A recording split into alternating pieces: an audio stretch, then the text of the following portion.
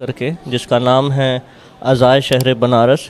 इस प्रोग्राम में हम शहर बनारस के जितने भी कदीम तरीन इमाम बारगाह हैं, इमाम बाड़े हैं, उनका एक ब्रीफ इंट्रोडक्शन और उनकी तारीख़ आपकी खिदमत में पेश करेंगे। इस वक्त हम मौजूद हैं शहर के बहुत ही ज़्यादा कदीम और मशहूर व मारूफ़ इमाम बारगाह, जिसे दूल्हे का इमाम बाड़ा कहा जाता है। तो आइए हम जानते हैं इस इमाम बारगाह की तारीख़ और इस दूल्हे के जुलूस के बारे में। और इसके बारे में बताने के लिए हमारे साथ मौजूद हैं दूल्हा कमेटी के सदर जनाब अनवर साहब, और जनाब अनवर साहब हमें बाकी के लोगों का इंट्रोडक्शन भी देंगे। तो आप बताइए कि यहाँ पे कौन कौन कमेटी से मौजूद है। मेरी कमेटी में हम सदर हैं, मेरे एक छोटा भाई खालिद अहमद वो सेक्रेटरी हैं, और नायब सदर निहाल अहमद, नायब सेक्रेटरी जुनैद अहमद, और उसके अलावा और हमारी कमेटी के जैसे सरपरस्त मेराज अहमद उर्फ बाबू लल्लन, इकराम भाई, और भी चंद लोग हैं, वो लोग सरपरस्त हैं। मेरी कमेटी में कोषाध्यक्ष है, खजांची हैं, और जो सवारी पढ़ते हैं वो भी हैं, जो नाल बांधते हैं वो भी हैं। सबका अपना अपना अलग काम है, तो वो अपने अलग अलग काम, जिसके जिम्मे का जो काम है वो अपने स्तर से इसको करते हैं, जिम्मेदारियां हैं अलग अलग करते हैं। तो हम थोड़ा सा आगे से पहले स्टार्ट करें, ये जानना चाहेंगे कि ये जो कमेटी है किस तरीके से काम करती है और इसका सिलेक्शन कैसे होता है। देखिए, ये कमेटी तो ये दूल्हा तो कदीमी है, ये तो 200 साल पुराना दूल्हा है, और इसमें भीड़ भी अक्सरियत से ज़्यादा ही होती है, इसलिए कि पूरे एशिया में ऐसा कोई जुलूस है नहीं। ये जुलूस पूरे एशिया का इकलौता जुलूस है। इकलौता जुलूस है, ये पूरे एशिया का इकलौता जुलूस है। तो इसीलिए इसकी कमेटी पहले तो किसी तरह बन जाती थी, उसमें लोग काम करते थे। अब इसके बाद फिर हमारे कुछ मोहल्ले के मानिन लोग, उसको एक मेरे मित्र थे, मरहूम हो गए, इफ्तिखार अहमद, इमाम रज़ा, कहाँ इमाम रज़ा, इमाम रज़ा, ये लोगों ने एक बहुत अच्छा इस कमेटी के लिए काम किया कि एक चुनाव का प्रपोजल रखा कि जो हाथ उठाकर, हम लोगों की कमेटी में हाथ उठा के चुनाव नहीं होता, बाकायदे बैलेट पेपर से चुनाव होता है, उसको जनता चुनती है, जिसको जनता चुनती है तो वो सदर और सेक्रेटरी होता है। उसके बाद सदर सेक्रेटरी अपनी एक कमेटी बनाता है, नायब सदर की, नायब सेक्रेटरी की। चुनाव दो ही का होता है, एक सदर का, एक वो सेक्रेटरी का, हाँ उसी का होता है। और ये हम चुनाव कराने वालों की तारीफ करूंगा कि उन्होंने जो ये 4 साल पहले जो कायम कर दिया, उसको बहुत अच्छा रूप दिया। जो पूरे बनारस में क्या, पूरे हिंदुस्तान में किसी भी संस्था का, कोई भी जुलूस का ऐसा चुनाव नहीं होता है। साफ सुथरा चुनाव हमारे चुनाव कराने वालों ने कराया। तो अब हम लोग, अगर आप इजाज़त दें तो सवालों की, इस जुलूस से जुड़े सवालों की तरफ बढ़ें। तो जी, तो पहला सवाल ये है कि ये जुलूस किस नाम से रजिस्टर्ड है और कब से ये कायम है। देखिए, ये तो अंग्रेज़ के पहले का जुलूस है। उसके बाद जब इस जुलूस को जो हमारे पुरखों ने कायम किया तो बहुत ही कुर्बानी दी। भाई, अंग्रेज़ का दौर था, कुर्बानी बहुत दी। उसके अंदर ना जाने कितनी कुर्बानी दी होगी, तो ये तो वो ही जान सकते होंगे। अब जैसे हमारे से ऊपर के उम्र के हमारे इकराम भाई बैठे हैं, तो इकराम भाई भी बहुत सी चीज़ जानते हैं। तो अब जितनी हमारी क्षमता, हम तो ये सुनते हैं 200 साल तकरीबन हो गया, क्या इकराम भाई, उससे ज़्यादा, मतलब 200 साल हो गया। उसको किस ढंग से उसको बनाया, कितनी कुर्बानी दिया, तो अंग्रेज़ों ने इसको अपने रिकॉर्ड में आफते नागहानी के रूप में इसको रजिस्टर्ड किया। तो रजिस्टर्ड नाम है इसका, वो आफते नागहानी के नाम से। मेरा दूल्हे का जो है नाम दूल्हा कासिम, दूल्हा नाल कासिम। उसका भी आप जवाब दें। तो दूल्हे की नाल, ये नाल कैसे, मतलब आप लोग तक पहुंची और कब से ये यहाँ पे है। ये तो 200 साल पुराना हो गया है। अब जहाँ तक जानकारी ये हम लोगों को है कि ये उस ज़माने में 200-250 साल पहले किसी बुढ़िया को खेत में मिली नाल, उस बुढ़िया ने इस नाल को किसी पंडित को दिया, तो उस पंडित ने उस नाल ने उस वक्त कोई करिश्मा दिखाया, हम लोग मोजिज़ा है ना, दिखाया। तो उसमें से हुसैन की आवाज़ आने लगी। और जब 9 तारीख 10 तारीख आती थी तो उसको चांद हो जाए तो उसको हुसैन हुसैन की आवाज़ आने लगी। तो उस पंडित ने करीबी में हम लोगों का मोहल्ला था, मुस्लिम एरिया था, बुला के उसको बताया। तो हमारे पुरखों ने उसको ला के उसको अपने ढंग से बना के फिर उसको उसी रास्ते पे कायम किया। तो ये जो नाल है ये जनाब कासिम के घोड़े की नाल है असली? ये तो जनाब कासिम के घोड़े की नाल है।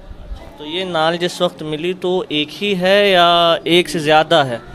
ये नाल उस वक्त एक ही मिली, एक ही नाल मिली। उसको एक ही में रख के उसको ज्वाइन करके 3 नाल बनाया गया। अच्छा, मतलब एक से जो असली नाल थी उससे मस करके 2 और बनाया गया, जिसको एक तो रूप दिया गया आग, दूसरा पानी, तीसरा खूनी, 3 रूप। इसके पीछे क्या मतलब मकसद है? आग, खूनी और 9 तारीख को हमारी आग की नाल उठती है जो इस तरफ है, पहली नाल ये आग की है। ये 9 तारीख को उठती है। उस दिन इसीलिए अलाव लगाया जाता है। अलाव पे यानी दूल्हे के कूदने का मकसद ये है क्योंकि जो नाल उस दिन दूल्हा पकड़ता है वो आग की होती है। आग की नाल होती है तो आग का दूल्हा उसी पे उठता है।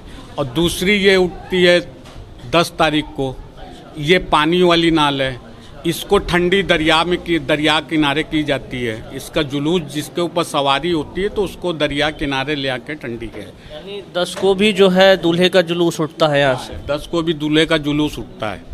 तो उसका रूट कम होता है, सिवाला और गौरीगंज होता है। और जो 9 को उठता है तो उसका रूट यहाँ से लेके फातमान तक 5 थाना आ जाता है उसमें।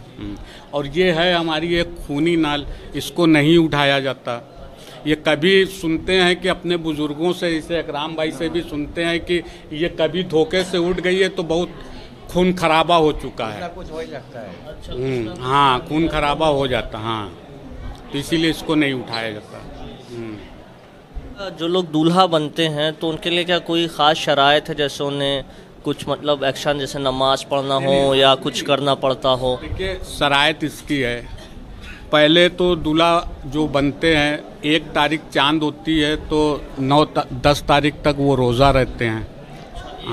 1 से 10 तक वो रोज़ा रहते हैं जो दूल्हा बनते हैं। 9 को जो रहते हैं तो उठाते हैं तो 9 तक रहते हैं, बाकी 10 तक रहते हैं।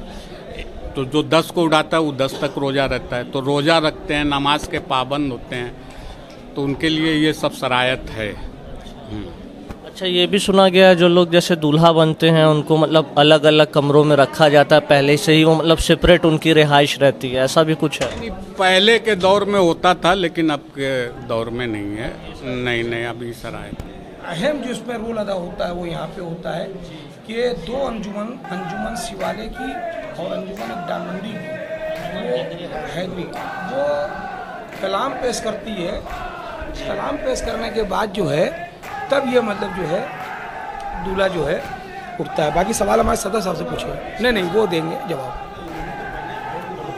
नहीं, पहले 2 ही, यानी दो अंजुमने जो हैं यहाँ पे आती हैं।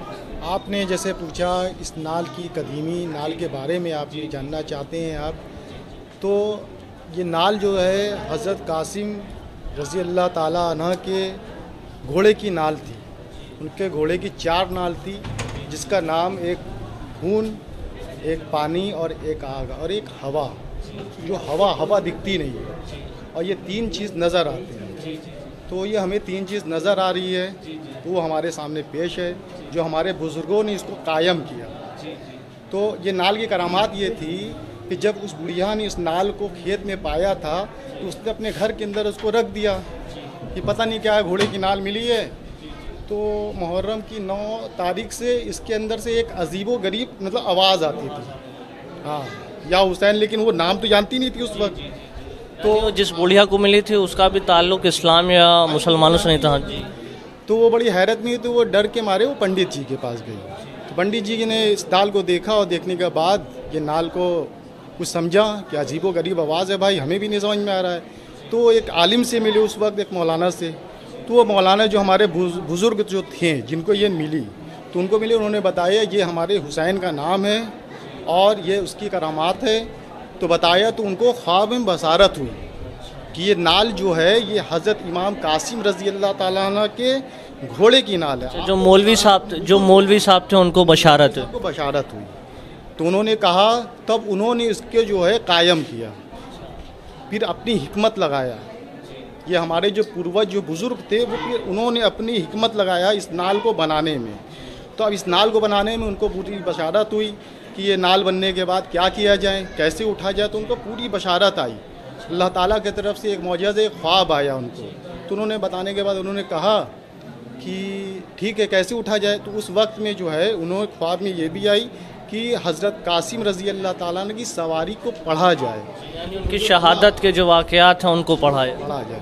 तो दूल्हा जो बनता है तो हज़रत इमाम कासिम रज़ी अल्लाह ताला अन्हु की सवारी को फूका जाता है, उस लड़के के ऊपर इमाम कासिम रज़ी अल्लाह ताला अन्हु की सवारी आ जाती है, तो सिर्फ सवारी आती है। और उस परंपरा को जो पढ़ने का रिवाज है वो ये इन्हीं के ख़ानदान के ही लोग थे, वो आज तक पूर्वज दर पूर्वज आज इन्हें मिली। ये हमारे कासिम भाई हैं, हाँ, ये इनको मिली है ये बसारत। ये ऐसा इल्म है कि जिसको बताया नहीं जाता, इनके ख़ानदान में हुआ है।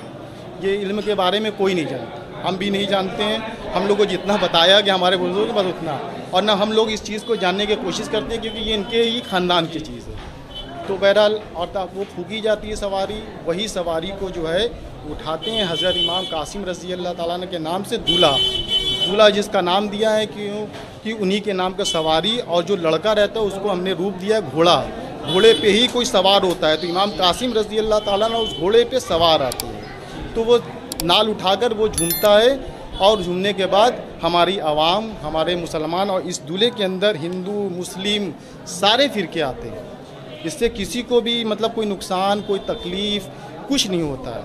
और अल्हम्दुलिल्लाह जब से हम लोग ने देखा इस नाल से लोगों को फैज़ मिलता है, जिसको जो औलाद जिसको नहीं होती है इस नाल से उसको मुरादें पूरी होती हैं यहाँ से काफ़ी, हर मुरादें, शादी ब्याह हर चीज़ अल्हम्दुलिल्लाह, मतलब हर चीज़, यहाँ तक से उम्र दराज भी होती है। नाम हुसैन में वो ताकत है हज़रत, हाँ, तो वो नाम हुसैन का जोश है, वो नाम लेकर हम लोग अंगारों पे चलते हैं, वो अंगारा फूल हो जाता है भाई, यही रिवायत है। हम लोगों के लिए बस यही है कि नाम हुसैन में वो ताकत, वो शिफत है कि हम लोग अंगारे को भी फूल कर देते हैं। इंट्रोडक्शन और अपना नाम बताइए एक बार सबको। हमारा नाम मोहम्मद कासिब है और हमारा काम इस दूल्हे में, जो दूल्हे पर सवारी आती है तो हम कुछ कुरान मजीद की आयतें पढ़ते हैं, जिसको बताना ज़रूरी नहीं है। नहीं, हम लोग वो जानना भी नहीं चाहेंगे। और ये हमारे दादा मरहूम सैयद फारूक हुसैन पहले थे, हमसे पहले 20 साल से तो हम ही इस दूल्हा कमेटी में ये काम कर रहे हैं। यानी आप 20 साल से सवारी पढ़ रहे हैं? अभी हम पढ़ रहे हैं। और हमारे दादा मरहूम सैयद फारूक हुसैन इसमें थे, तो वो 70 साल उन्होंने इसमें मतलब सवारी पढ़ा है। 90 साल की तारीख तो ऐसा ही हो गए। और फिर उसके पहले उनके वालिद सैयद मीर रजब अली, हाँ, सैयद मीर रजब अली थे, तो 50 साल उन्होंने पढ़ा था। हाँ, और हमारे दादा मरहूम मतलब कहते थे हमसे कि ये तो मतलब कई 100 साल पहले से उठ रहा है, कोई मतलब इसकी ये नहीं अंग्रेज़ों के पहले से उठ रहा है, कोई इसकी मतलब 200 साल जो बताई जा रही है वो भी एक लिहाज से कम ही है। सन 2000 में हम आए थे, 21वां साल है ये, तो 2003 में उनका इंतकाल हुआ था, और तो हमको लाए थे वो सन 2000 में। तो ट्रेन करने के लिए ट्रेनिंग होती है ना, तो 3 साल से हम उनके साथ थे, तो हमको बताया। तो होता क्या है कि सवारी जैसे बैठाया गया, उसके ऊपर हम आते हैं, ये सवारी तैयार है, तो सब जिस तरह जैसे जंग के लिए कोई जाता है उसको तैयार किया जाता है ना, तो दूल्हा रहता है, लड़के जो तैयार किए जाते हैं तो वो दूल्हा बनाते हैं हम लोग। तो उनको पटका बांधते हैं, सर पे इमामा है, साफा पगड़ी जो भी है वो सब बांधते हैं। उसके बाद हाथ में संदल अंदर लगाया जाता है, जैसे नहीं होता है इस्लाम में होता चला आ रहा है, जंग के दरमियान होता था, तो वो सब लगाते हैं हम लोग। जैसे ये सब अलम है, सवारी सब हमारी है, इन पर लगाते हैं। फिर उसके बाद दूल्हे के ऊपर लगाते हैं। फिर उसके बाद जो दूल्हे के अगल बगल होते हैं बाजू पकड़ने के लिए, दूल्हे को कंट्रोल करने के लिए, तो उनको लगाते हैं। फिर सारे लोगों को लगाने के बाद फिर हम सवारी पढ़ते हैं। जो लोग मतलब दूल्हे को कंट्रोल करते हैं उनके लिए भी कुछ पढ़ा जाता है, किया जाता है, या सिर्फ दूल्हे के लिए? वो तो दूल्हे के लिए खास होता है, बाकी पढ़ाई तो सभी के लिए होती है, दूल्हे के लिए खास होता है। उसके लिए मखसूस पढ़ाई होती है। आपका क्या इरादा है इसको और आगे अपनी ज़िंदगी जब तक रहेगी तो इरादा तो है, अब इसके बाद अल्लाह मालिक है, चला तो आ रहा है हमारे ख़ानदान से, 3 पीढ़ी तो हम आपको बता ही चुके हैं, अब आगे अल्लाह की मर्जी। बहुत बहुत शुक्रिया।